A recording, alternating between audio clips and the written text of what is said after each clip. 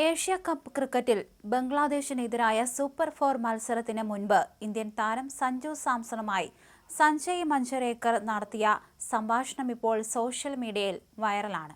നടൻ മോഹൻലാലുമായി താരതമ്യം ചെയ്തു നടത്തിയ സംഭാഷണമാണ് വൈറലായത്.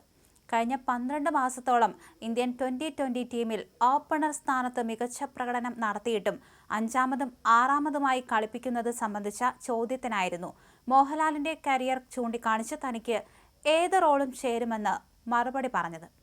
സഞ്ജയ് മഞ്ജരേക്കറിന്റെ ചോദ്യം ഇങ്ങനെയായിരുന്നു: ഒരു എളുപ്പമുള്ള ചോദ്യം ചോദിക്കാം.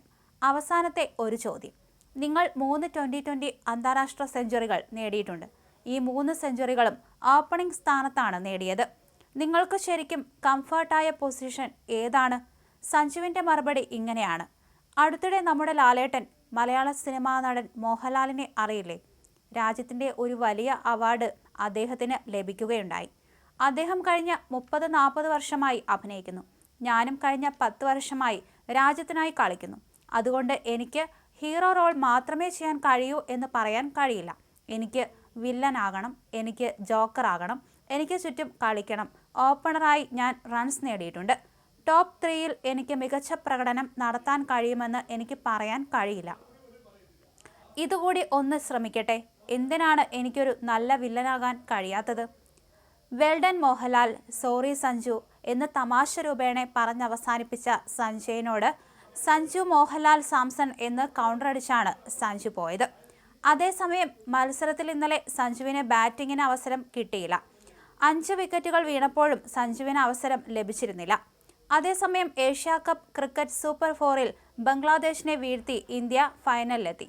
41 റൺസിനാണ് ഇന്ത്യയുടെ ജയം. ആദ്യം ബാറ്റ് ചെയ്ത ഇന്ത്യ നിശ്ചിത 20 ഓവറിൽ 6 വിക്കറ്റ് നഷ്ടത്തിൽ 168 റൺസ് എടുത്തു. മറുപടി ബാറ്റിംഗിനിറങ്ങിയ ബംഗ്ലാദേശ് 19.2 ഓവറിൽ 127 റൺസിന് ഓൾ ഔട്ടായി. 51 പന്തിൽ 69 റൺസ് എടുത്ത ഓപ്പണർ സെയ്ഫ് ഹസൻ മാത്രമാണ് ബംഗ്ലാദേശ് നിരയിൽ ചെറുത്തുനിന്നത്. 21 റൺസ് എടുത്ത പർവേസ് ഹുസൈൻ ഇമോനെയും മാറ്റി നിർത്തിയാൽ ബംഗ്ലാ നിരയിൽ ആരും 2 അക്കം പോലും കടന്നില്ല. ഇന്ത്യക്ക് വേണ്ടി കുൽദീപ് യാദവ് 3-ഉം ജസ്പ്രീത് ബുംറ, വരുൺ ചക്രവർത്തി എന്നിവർ 2 വിക്കറ്റ് വീതവും വീഴ്ത്തി. ഇന്ത്യയുടെ ജയത്തോടെ ശ്രീലങ്ക ടൂർണമെന്റിൽ നിന്ന് പുറത്തായി.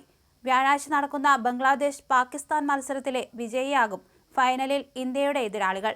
നേരത്തെ ടോസ് നഷ്ടപ്പെട്ട് ആദ്യം ബാറ്റ് ചെയ്ത ഇന്ത്യ ഓപ്പണർ അഭിഷേക് ശർമ്മയുടെ വെടിക്കെട്ട് ഇന്നിംഗ്സിന്റെ കരുത്തിലാണ് മികച്ച സ്കോറിലെത്തിയത്.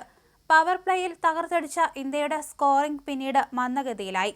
61 പന്തിൽ 100-ലെത്തിയ ഇന്ത്യക്ക് പിന്നീടുള്ള 69 പന്തിൽ നേടാനായത് 67 റൺസ് മാത്രമാണ്.